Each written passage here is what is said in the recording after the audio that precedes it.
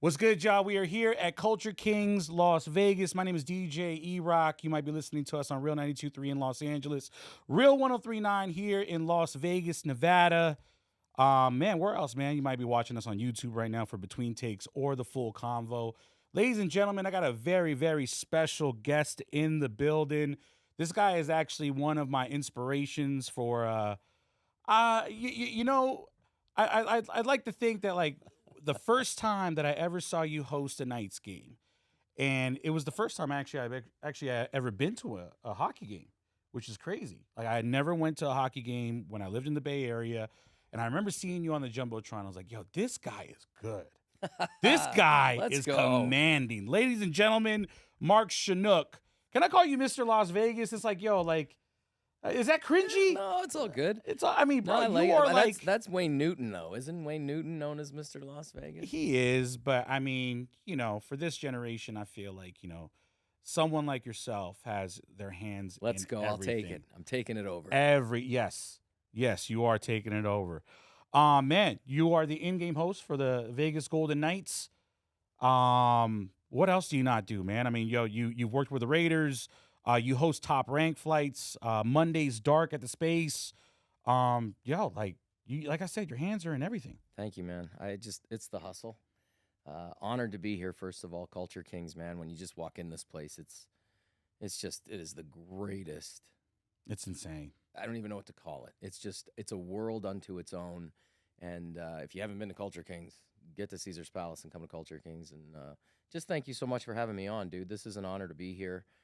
I don't take these opportunities lightly. Hey, anytime man, you get to come on a show with a guy like I'm kind of yourself, nervous with you sitting next to me talking to me across the mic right now. I'm nervous to be here with you. This is a special place. It's legendary, and to have this opportunity to talk all things is special. I don't take it for granted, so thanks for having me on. Oh, man, thanks for making time out of your busy schedule. We talked about literally how crazy it is. Like, you just wake up and you're like, yo, where am I going? Hey, where do I got to be? This is what I got to do. Yeah. That's a blessing, though, right? Absolutely. You get it. Your team here gets it. Being busy is definitely a privilege, and I'm humbled to have my hands in a ton of pots. But hey, man, like I said, I'm at Culture Kings right now, and it's pretty badass. Hey, let's talk about how this whole entire journey with the Knights started. I was told a story that it literally started by you picking up the phone and go, hey, I need to be involved. How can I get down? Like, yo, what can I do? What box can I check off? That's it. I'm originally from a small town in Canada, played the game of hockey. When our owner, Bill Foley, announced that he wanted to bring a professional hockey team to Las Vegas, I was performing at the time. I'm in another life, a Broadway performer. I was doing Rock of Ages here in Vegas at the Venetian, night in and night out, every night on stage singing 80s hits and Rock of Ages.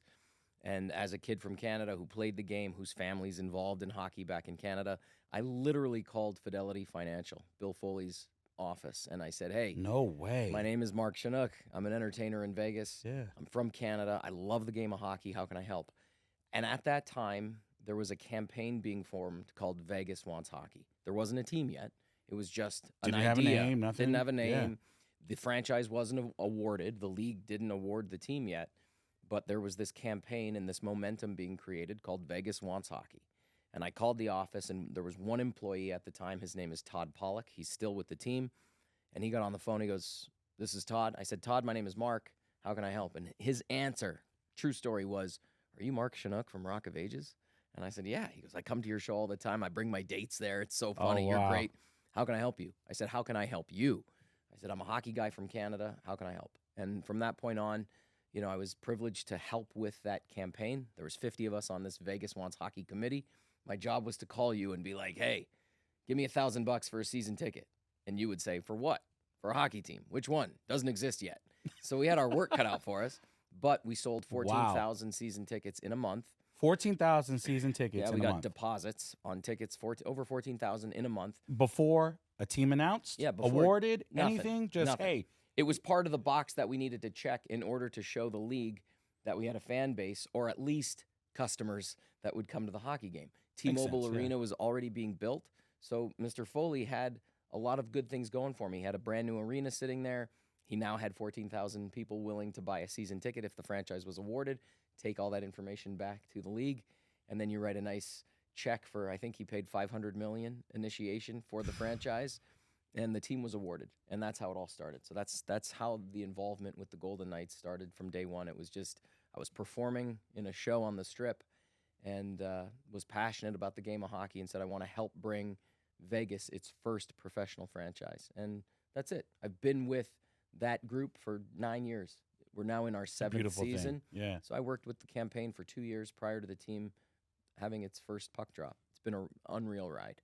So that's got to be crazy. I mean, how does it make you feel though? Like, to know where this journey has started, and now to see the Vegas Golden Knights as world champions, Cup in 6. I mean, how does that feel? Like, how did that feel to you? I mean, you've been day one. Yeah, it didn't You're at really day set one. in. It didn't set in that we had won the Stanley Cup for about a month.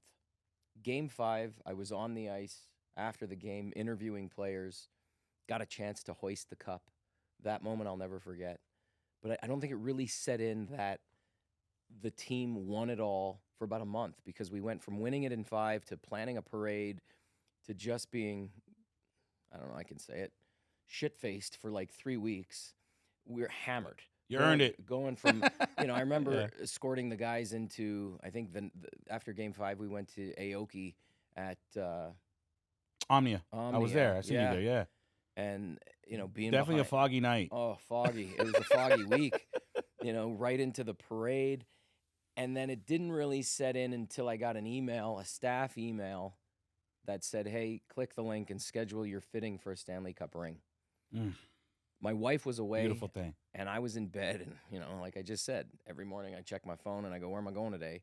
Check a few emails. When I got that alert or that email saying, hey, click the link to schedule your ring fitting, truthfully, I got emotional. I was in bed by myself with a couple dogs, literal dogs. We have 3. I don't want to send the right message out there, because I just led with my wife was away and I was in bed with some dogs. We're talking about real dogs. Yeah, real dogs, animals. real dogs. Beautiful dogs, by the way. I saw them on Instagram. I got a Doberman, a Golden Doodle, and a Chihuahua. Shout out to Kaylee, Marty, and Charlie. But I got emotional in bed. I was like, man, this is incredible. I'm going to have a Stanley Cup ring on my hand in a couple weeks. And I thought of my parents right away. My parents are in their 80s, beautiful, wonderful, loving family. And I just thought of all the hard work that they put out to get me to where I am, right? Like we all have stories about our parents. And that's where my brain went immediately, was just my family. And I was like, man, this is so much bigger than the sport. It's about my parents, about my brothers and sisters, and my wife, and all the hard work. And to be able to say, hey, we're Stanley Cup champions in Las Vegas. You don't have the ring yet. Nah, I don't have it yet. By Thanksgiving, it should be by on my hand. Thanksgiving. But I will say this, because I did go through this with the San Francisco Giants when I worked for them for 5 years. You get it. You know.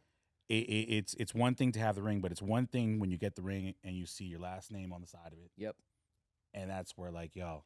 That's what I'm talking about. The last name on the side of it is everything. You're like, okay, yeah. It's our family. That's who we are. Yeah. It's our name. Absolutely. And, I'm going to make sure my dad has that ring. It's definitely getting beautiful, tossed up the ladder, and Pops is going to have that ring when we get our hands on it. Have you spent time with the cup at all? Yeah, as much as I could. Is that thing heavy? It looks heavy. It's 30-something pounds. Jeez, that's like a kid. Oh yeah, that's a big child, bro. That is a big child. It was unreal. Like I said, I was on the ice Game 5, and producer, director in my ear said, "Hey, that's it, we're wrapped." But that party on the ice went on for hours, and I pull out my earpiece, I put the mic down, and I'm just absorbing it all, watching the players skate around, and wives and girlfriends and families and parents all on the ice celebrating. And the cup makes its round, and the trainers get it, and one of the trainers is a great friend of mine, and he's got it, he puts it over, and he looks at me and goes, "Shunock, it's your turn." And I go, "What? What are you talking about?" He goes, and just hands me the cup. And, you grab it, and you're like, ah. That's got to be exhilarating. Moment I'll never forget. On the ice, Game 5.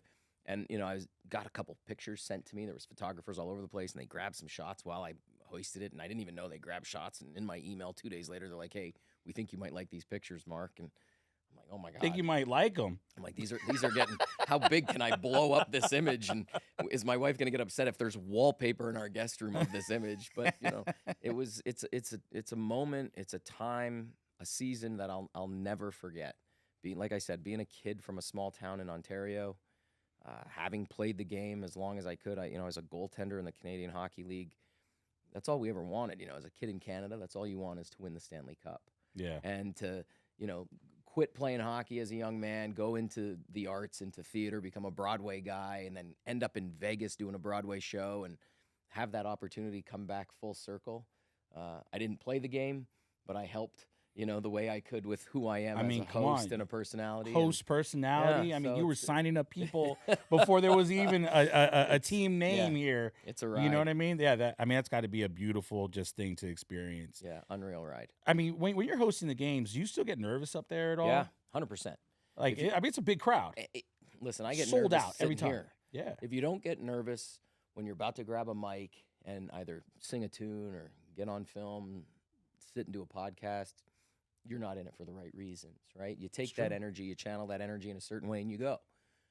I'm fortunate when it comes to the Golden Knights that I didn't set out to become a host. That was never my mission in life, right? I was always wanted to play hockey or be an actor. And luckily, I played hockey for as long as I could, and I had a wonderful career as an actor, going up and down and struggling when you struggle, and it's great when it's great. Yeah. But I bring this sort of fan vibe, this passionate dude who just loves the game of hockey to my hosting. And I think that's what's sort of different from what I do from what other people do. I'm lucky. I'm a fan with a microphone. That's really how I look at it. And I think that comes across as a genuine way of getting fans pumped up. And what's been amazing is other teams have hit me up and other hosts in the business have hit me up saying, dude, how do you do what you do? And I don't even know the answer. I go, I see what's happening on the ice. And for me, it's always about the game. Mm-hmm. It's never about, no disrespect, it's not about the bullshit games we play. The games have to serve a purpose, or the fan interaction or the interview on the bench with the player has to serve a purpose to make the game sort of a leg up or that home ice advantage for our guys. If what we're doing in that arena doesn't support the outcome or the mission of getting 2 points that night, we're not doing it right. I've been fortunate to work with some incredible people that have put on incredible shows and have given me the opportunities that I've had, just this free reign to grab the mic and go. And I love it. Wouldn't change a thing. But yes, I still get nervous. But it's just because I always wondered that every time I'm at a game. It comes from the game too, right? Yeah. Like, I want to win. Nobody wants to lose. Mm-hmm. I want to win. I'm a fan with a mic. And that's what sort of gets me going. I think it's that element that made me a really huge hockey fan. I was always like a basketball fan, baseball fan, obviously 49er football. That's like, my pride and joy. That was that. I was She's born from the Bay, big Niners fan. Yeah, I got to get you guys out to a game. We're going up this year. Come on, let's go. Yeah. But I never really got engaged with hockey until hockey came here. And I remember my first game. And like I said, in the beginning of this whole entire conversation, I remember sitting in these great seats. Shout out to my boy, Robert Gamsch. Gamsch had me in the seat. You know what seats I'm talking about? What seats you're talking about. That was my first real game experience. He's getting blown up now that you let the cat out of the bag. Everybody's saying, yo, I hear you got great seats. But he took me to a game, and I remember seeing you on the screen and just the electrifying atmosphere that you were just building every single time you were on, the Jumbotron. It was just like, I was like, wow, this place is lit. Yeah. Holy, I had the best time ever. And then ever since then, I've probably been to, last year alone, I went to 27 games. Yeah, I've seen you there. 27 games. Dozens of times. It's awesome. It's contagious. It's contagious. It's also a testament to the sport, too, right? Because and you're a perfect example. You didn't really know much about the game until you got there. The game, to me, is what sells it. Yeah. And like I said a few minutes ago, everything else that's going on in the building, we do because it's Vegas. You said it's lit. Obviously, it's loud, energy, crazy things happen all over the place. But in comparison to baseball and basketball specifically, this is the fastest sport on the planet. We're not talking about NASCAR or F1. A player's sport. It is so fast. And when you watch it on TV, it doesn't do it justice. When you watch a hockey game live, if you've never been to one, you will be hooked. and it Hooked. may be for the weirdest reasons. It could be because a fight broke out and you like the scraps. It I'm could about to be, say my yeah, significant other loves the fights. the fights. A lot of people do. But the speed of the game and Yeah. watching these guys go up and down that ice at that speed is just unremarkable. Not unremarkable, unbelievable. And a lot of people are like, "Hey man, I got to sit at the glass. I got to sit at the glass." But then as you start to go more and more, you kind of want like, "Hey, I want to sit a little further back so I can." Oh, I'll sit See- anywhere. Yeah, I see the plays develop. My seats personally are upstairs in the front row, and you can see the entire ice surface. Nobody's in front of you, and it's the greatest sport, man. I love it. I love it. I love hockey. You got a lot going on. Monday's Dark, which we'll talk about in just a moment.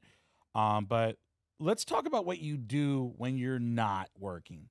Like, because you've got your hands on a lot of things. Like I said, man, Vegas Golden Knights.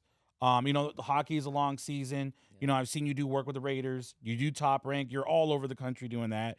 I mean, you've got just a ton of things. What do you do when you're not working? Is there ever a moment where you're not like going, okay, where do I got to go? And you're just Yeah, it's a great you're question. just sat and you're like, hey, I try to, first of all, I'm incredibly blessed to work for two of the premier sports companies here in Las Vegas. Obviously, the Vegas Golden Knights and Top Rank Boxing is based in Vegas on Mhm. ESPN.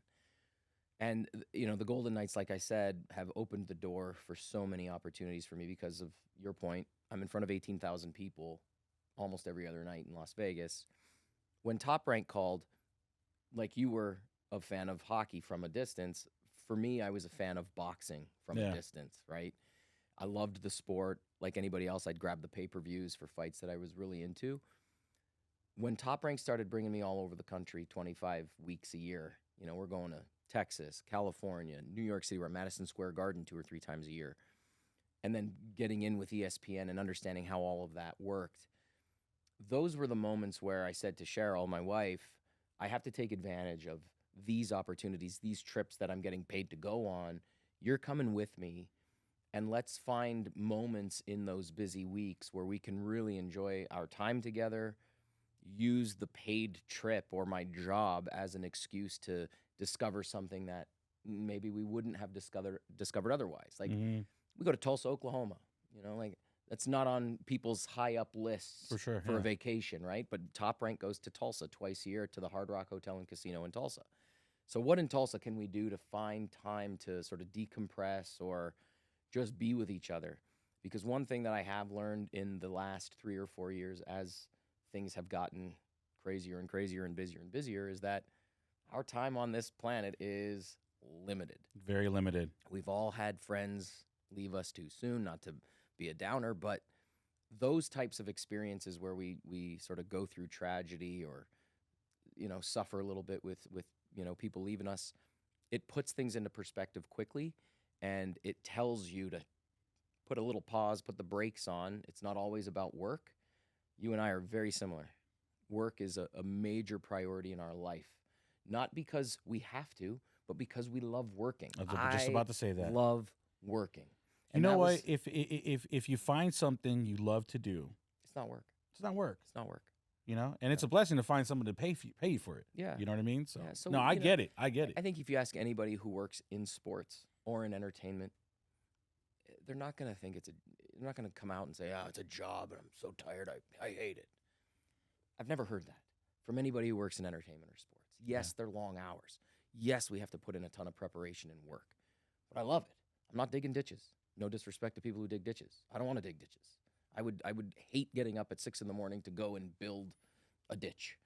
Yeah. Do you build ditches? You know what I mean? Yeah, no, for sure. So I have to take a pause and say, okay, so to answer your question, it's like you have to find the time to make sure that your mental health is looked after, your physical health is looked after, and that life isn't always about work. It's about the experiences that maybe work provide, but really sitting in those moments to enjoy it. So to answer it simply, my wife and I find time now more so than we ever have to sort of put the brakes on and experience something together, whether it's a circle of friends, going out to dinner, even just going to a movie.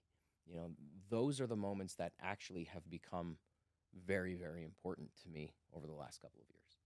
Nah, it's important, I know that you're very big on mental health, and keeping that intact, So like, these words that you're sharing, not only with myself, but with people that are watching, this we need more of this messaging out there Yeah. for sure, Yeah. Las Vegas is becoming the sports capital of the world right now. Aces just went back to back last night. Let's go. 2. Knights Champions Cup in 6. Raiders still working on a couple things. You know what I mean? We'll get there. Jimmy Garoppolo's my guy. I remember when he was a 49er. I loved him. Yeah. Loved him. Some people will, they'll definitely get on me about that, but it's okay. Jimmy's my guy. I'm a loyalist. But a lot of people are talking about, this town getting 2 things. 1, Major League Baseball. The Oakland A's coming to Las Vegas. Do you see that being a reality? There's a lot of politics at play there, right? A lot of deals going on behind the scenes, and I'm not privy to any of that. I think MLB is going to be a tough go for Las Vegas, personally. Will we get a team? It's a lot here? of games. Yeah, it's a lot of games. A lot. And the challenge, and you're seeing it in Raider Stadium, is it's an excuse for fans to come here to see their team, right? The Golden Knights don't have that problem anymore. We did in season 1 when you walked into T-Mobile Arena and we were playing the Montreal Canadiens. It's a sea of red jerseys. Yeah. You don't see that anymore. But here we are, season 3 of Raiders, and when we play the 49ers, it's a sea of red jerseys. It's Levi's in the desert. It's 100%. 100% Yeah. Levi's in the jersey and in the desert. And you're going to see the opposing team jerseys, I think, at Raiders games for quite some time. If MLB relocates the Oakland Athletics here, I think they're going to have a tough time building a fan base for the Athletics. I think that stadium is going to be completely full with Padres fans, Dodgers fans, Yankee fans. Anybody, Sox fans. Yeah, anybody from the East Coast loves to come to Vegas for the right reasons. Vegas is the greatest city in the United States, in my opinion, for what we have to offer. I see no lies there. And now that you're talking about professional sports, the Golden Knights changed the game. They told the world that pro sports works in Las Vegas. Forget hockey. They said hockey's never going to work in the desert. BS. Crushed it. Stanley Cup champions. Going to repeat. Probably going to win 3 or 4 cups while I'm still with the organization. That's how good they are. WNBA. Crushing it. Back-to-back champions. Destroying it. They're about to create, I think they have an opportunity to become a legacy franchise. If the same group comes back next year, they're going to win it all again next year. They're on a different level in that league. I knew they were going to go back to back the minute that they started playing, game 1.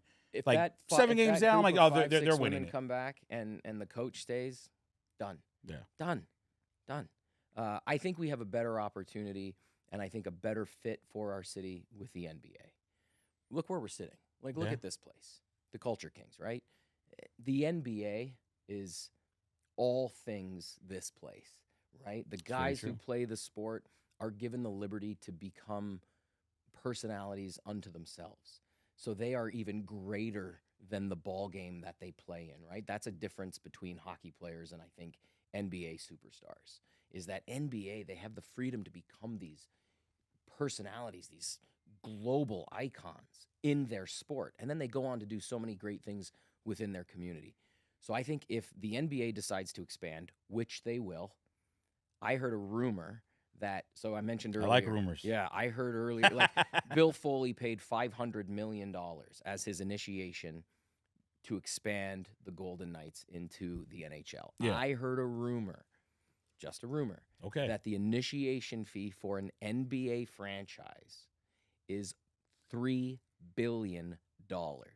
Oh my God! So if you're and the initiation fee, someone's got that money in the desert, right? Though. But someone let me has explain where that goes, though. Right? You pay an initiation fee to the league, $500 million for the Golden Knights. That $500 million, a piece of it stays with the league, and then the rest of it is divided up amongst the current owners of the franchises. So you're just paying the club to join it, right? You're paying the owners club.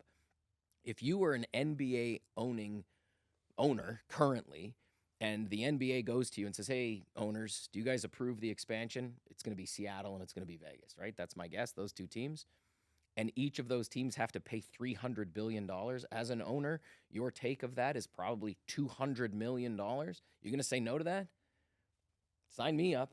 Wow. Right? I never knew that. Yeah, so there's a big initiation fee to join the league. And that money simply goes to the owners and the league I'd take that dough, and then I would too. think of the people that the names they're throwing around as majority owners leading the Vegas-based franchise. Like, we're Got talking LeBron. major players. Shaq. Yeah, the Oakview Group, which is going to build a brand new multi-billion-dollar casino arena. Like, it's insane, and it fits, right?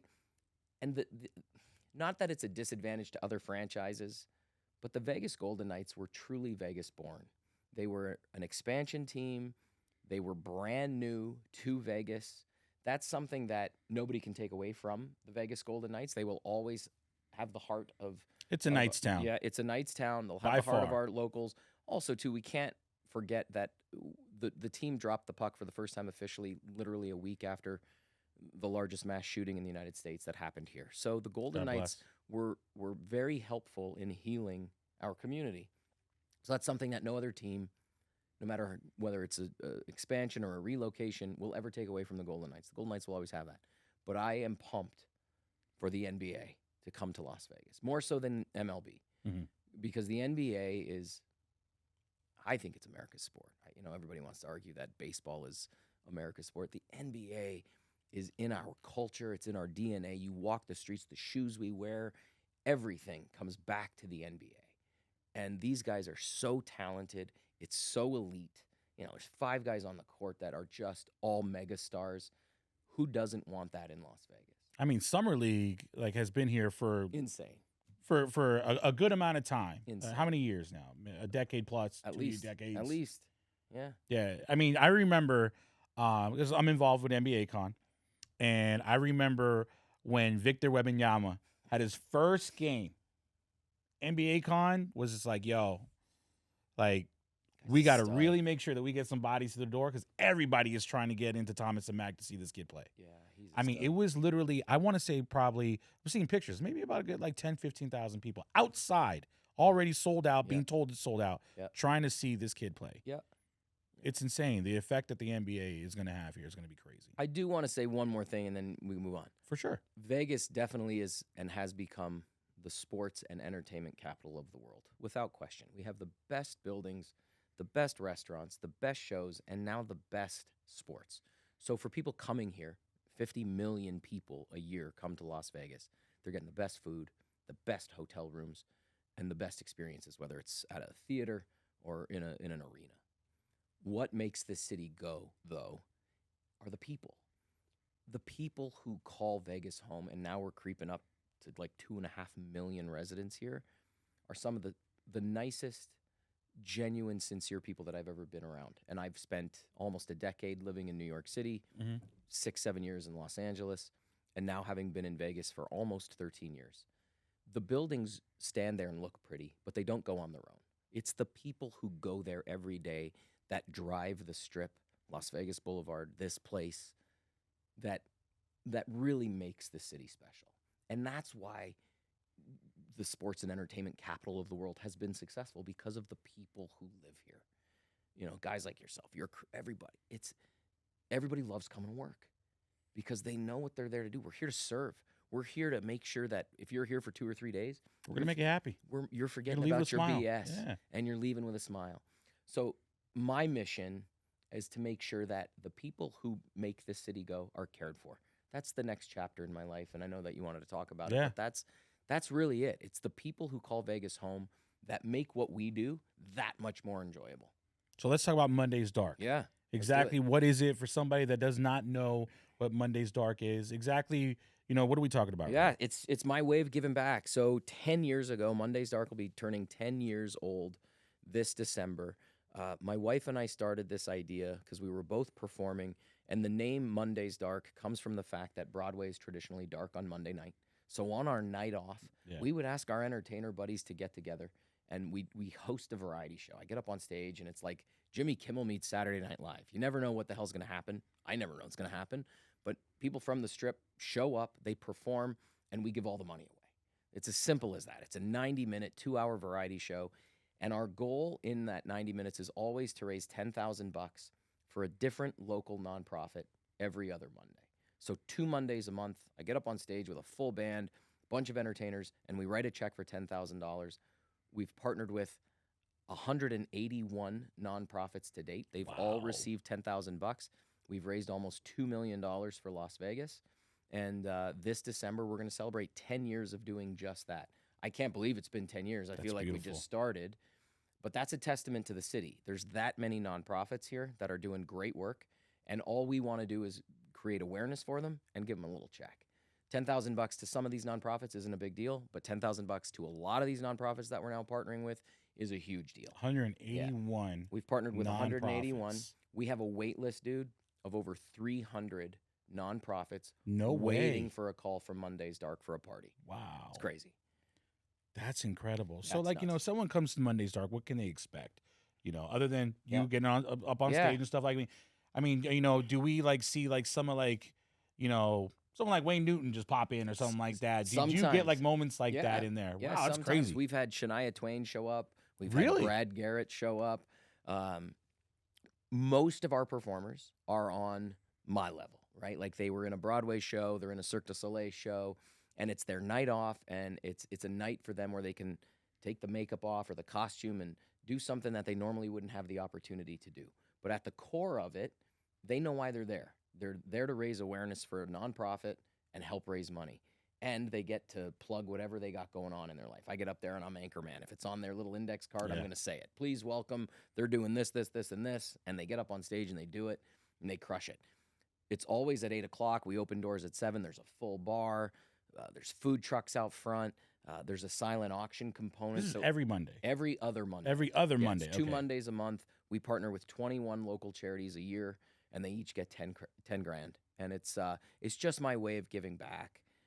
Like I said, Vegas has been incredibly good to me and my wife and our circle of friends, and I've been able to help others get gigs and keep hustling and move it forward. But at the core of everything I do, Monday's Dark is sort of at the forefront. And what's great now, even though we're turning 10 and we've been around for a decade, I could be at a hockey game and high-fiving after a goal to just random fans. What I love is when that random fan stops me and says, "Hey, man, I went to Monday's Dark, and I really appreciate what you and your group are doing for the community." That tells me we're doing something right, you know? And the fact that we have a wait list of 300 nonprofits waiting for a $10,000 check, That's amazing. the word's getting out. Oh, of So, course, yeah. You know, we just want to keep doing what we're doing. I want to make sure that we're cultivating a scene that is really rooted in community and that people understand you don't need to have deep pockets to impact and make change. Our tickets are $20. Anybody can show up, and together we raise $10,000 every other week. It's a well-oiled machine. The team behind Monday's Dark is all volunteer, and it is badass. They work hard. They're dedicated to the mission. They love supporting a different charity every other Monday. You never know who it's going to be for. It could be for a dog rescue or a cancer organization or LGBTQ plus organization, humanities, health, you name it. There's 21 nonprofits a year, and they all get the same attention and the same support. And our team just knocks it out of the park. So this December 11th at the Palms, we're going to move from the space where we normally hold the event. We're going to go to the Palms inside the Pearl Theater. 2,000 locals Wow. will be in attendance, or some folks. I from will out of be town. there. Definitely. Yeah, December 11th, palms.com or mondaysdark.com. Ticketmaster's tickets are on sale now. It's a heavy lift for us because we go from 400, 300 to 400 people every other Monday, Mhm. going into a big room to celebrate a decade, and there's 2,000 seats. So we're a little nervous, but I think we're going to pull it off. You're going to It'll be pull it fine. off, man. It's a big milestone. You've done so 10 years. much great for the community, Mark. Yeah, Like, well, this appreciate is- that. You've this been is, a huge supporter of it, and just having opportunities like this, right, where we make time, we find time for each other to get out and sit and have a conversation. It's a huge, huge deal for me, and so that's why I don't take it lightly. I said that at the top of the show, and just having the opportunity to talk about life, talk about what we love doing. Yeah, this conversation is know. actually well overdue. Yeah. Yeah, it's I mean, great. we're always busy, Yeah. Like I'll text you. Where you at? I'm in Texas. Yeah. Where you at? I'm in New York. Yeah. Catch you next time. Catch Yeah. you at the game. Exactly. Exactly. I'll grab you a beer at the bar. Meet me there in 15. Yeah. That's great. No, that's a beautiful thing, man. 10 years. I'm definitely going to be there. Let me ask you this: what's a Monday's Dark story that really stands out to you that you could share with us right now? Like, a moment that might have happened, like maybe like, there was some level of impact that you didn't know what was to happen that maybe happened indirectly? Yeah, that's a great question. Um, if I had to pull one, it was so September, October, like this time, we're finalizing the calendar for the following year. So right now we're selecting 21 nonprofits. The board of directors picks the charities and they're contacted. And then we set the entire schedule for 2024. About, I want to say 8 years ago, and I make the first call. It's one of the best perks of my gig there is I call and I'll be like, yo, E-Rock, it's Mark Shunock from Monday's Dark. How are you? And usually you know right then and there why I'm calling you. Yeah. Right? So about 8 years ago, I called a woman by the name of Annette Scott. And Annette runs a women's shelter for battered women, women who are in awful situations. So I called Annette and I said, hey, it's Mark Shunock. And I want to invite you to be one of our charity partners for next year. We're honored to be able to help you, and we're so grateful for the work you do in the community. Crickets on the other end of the phone. I was like, hello? Really? I was like, hello, Annette? She was crying. She was sobbing on the other end of the phone. And I said, Annette, this is a good thing. This is a celebration. I said, don't get upset.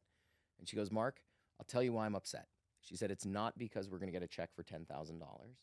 She goes, the money is fantastic, and we're so honored.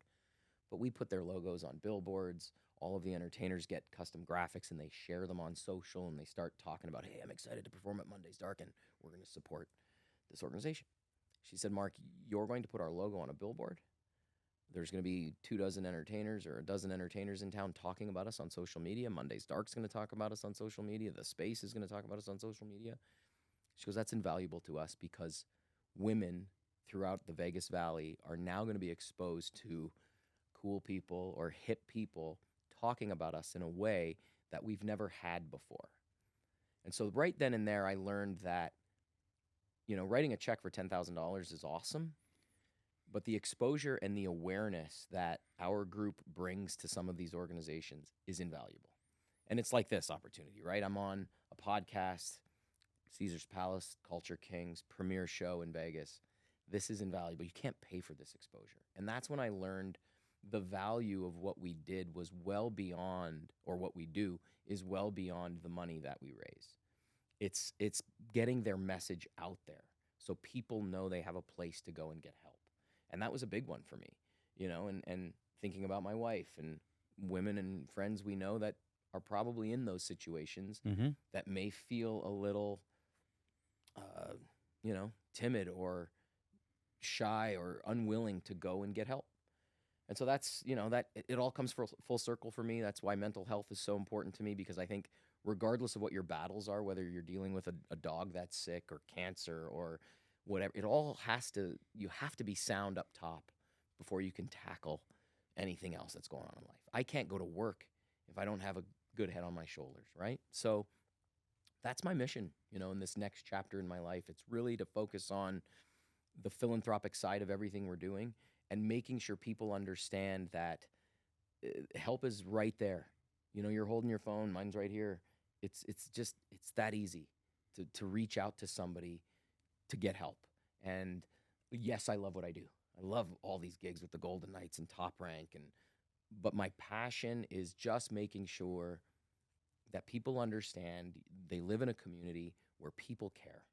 And I think we get away from that in today's world, where we put so much emphasis on what we see on social media and all of that sometimes it's good to know that you got something on speed dial, or there are people in the community like yourself and the group here that have your back if you need it. Just ask.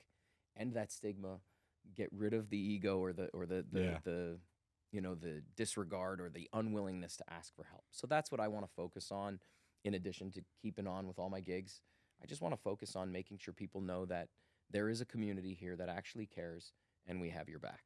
For sure. And I know you have some big plans, down the line. Yeah, we'll come back and talk about that. We'll come back and talk about that when we can, But what else is next for Mark Shunock other than this? Like, spending more time at home, obviously. I think it's spending time appropriately. Yeah. And that's different for everybody. Time is that word that I've talked about a lot lately. And I just want to make sure that whatever I do, first of all, whatever I do, you're going to get 100% of me. That's something that I think is part of my reputation in town. They know that if they're calling Mark to do something, he's in, he's committed. You're going to get 100%. He's going to focus on it. I don't half-ass anything.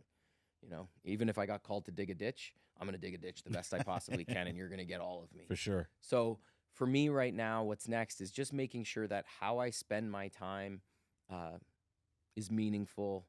It's not wasted.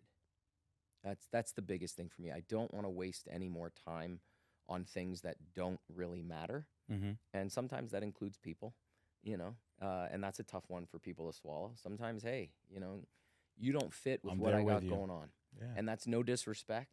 Love you, mean it. But, my time is incredibly valuable and important, and I'm going to spend it on things and on people that deserve it. We got to make it make sense. Got to make it make sense. I remember, just growing up, and I started looking at things differently when I understood 3 letters, ROI. Mm. When you really understand ROI, which is return on investment, yeah, and you really get a good grasp of that, you look at everything completely differently. You know what I mean? So it's like, if you're investing time into a person, a project, or whichever, like, what's your return on it? Like, what does it serve you? You know what I mean? So I'm totally there with you. And off camera, I will tell you something that I haven't told a lot of people, which is part of that journey, I think you'll be pretty happy and proud about it. Good. You ever thought about running for office at all? I mean, because like every time like we have these conversations, bro, I get so inspired. Would you vote for me? Yeah, I would. Right, then I would vote for you in a heartbeat. That's it. I'm running. I think Vegas is a special place. I got like you said, I got my hand in a lot of pots. I think I can move the needle easier when you're not in politics, when you're not in office. It has crossed my mind. It's not going to happen until I have the time or the ability to commit to it. I think that's a completely different career, right? The 100% comes into play. Yeah, you can't be the host for the Golden Knights and the mayor of Las Vegas at the same time. Maybe you could. Maybe I can sneak in a campaign plug at a game. Hey, everybody voting for me tomorrow? Okay, cool. See you tomorrow. No, I have thought about it, which is crazy that I've actually thought about it, because people joke, right? When they see me out, they're like, hey, it's the mayor of Vegas. Oh, I'm not joking. Yeah. So I'm not joking. I think I still got a few years ahead of me to accomplish some personal goals. And then maybe that second chapter of life, after a couple of my big dreams and wishes are fulfilled, I'll look at it, because it has popped up recently more and more. And there have been others like yourself who have mentioned it and said, hey, man, with everything you do for our community, you could probably do a lot more if you were leading the charge and actually signing things to actually approve them, get them done. So we'll see. That's down the road. There's some great people right now serving our community on all levels, local, state, and federally. They're fantastic. And I don't really dabble in politics too much publicly, simply because it's so polarizing right now in the country that I want to bring people together. And right now, unfortunately, in our country, politics really separates people. It's a very So maybe that's when I'm ready to topic. throw my hat into that world. That could be my platform. Enough's enough. I'm willing to cross the aisle and listen to you in a way that maybe somebody else hasn't, because that's one other thing that I've learned as I've gotten older. If there's anything that I need to improve on and be better at, it's listening. Whether it's to my wife, to my parents, to my friends. Yeah. I think great leaders are great listeners, and that's something that I want to keep developing for me as a little leader of a little nonprofit. I want to listen to my team and grow, become a better person that way. Because I think if you can sort of stop talking and listen, sometimes things you can get a lot done. Yeah, and sometimes things land a little differently. For when you sure. actually listen to what that person said. I mean, if there's one thing that I could take away from the first day I met you, is that not only do you love this community loves the hell out of you, bro. So, hey, I'll say it right now. That's great. Thank you. I love it. Think about it. I'd vote for you. I know there's a lot of people that would vote for you too. So I'm just right. saying.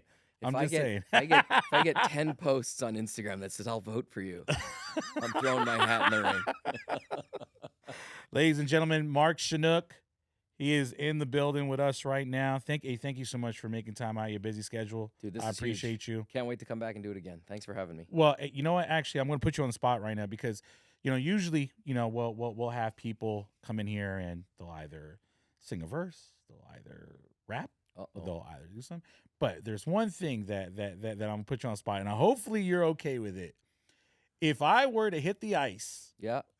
or whichever, The ring. the ring, how would I be introed? Do you have a nickname? Just DJ E-Rock. That's it. DJ Rock. Yeah. No other nickname? No. All right. So I if mean, you, my- if you my- were my on significant ESPN with me on a Saturday night, you would be in the red corner because you clearly would be the champ. Yeah. The blue corner is the B side. You would be the A side. So after I introduce your opponent, I would then say, and now, introducing out of the red corner. He weighed in at 169 pounds. He brings a record of 22 victories, no defeats. In 2016, he represented UNLV at the college games, brought home gold. In 2018, he won a Super Bowl with the San Francisco 49ers. Please welcome Let's go. all the way from the Bay Area, rocking his Levi's in blue. He is undisputed champion of the world, DJ E-Rock! Yes! And then you get your ass knocked out. Then I got to give props to the other guy. Hey, I'm very flattered that you said I just made that 169 up. pounds because I'm definitely not 169 pounds. I guessed. Move to Vegas? Oh, yeah, that's not happening. E-Rock. Wolfgang Puck has been kind to us. Oh, very kind, very Yeah, kind. yeah. I learned the term perk and comp dinner, and I took advantage of that a little bit too much. Man, that doesn't exist in any other city. Nothing. And that's a testament to this hospitality community, man. The best in the best. Best of the best. All right, Mark, thank you so much. I appreciate you. Let's go.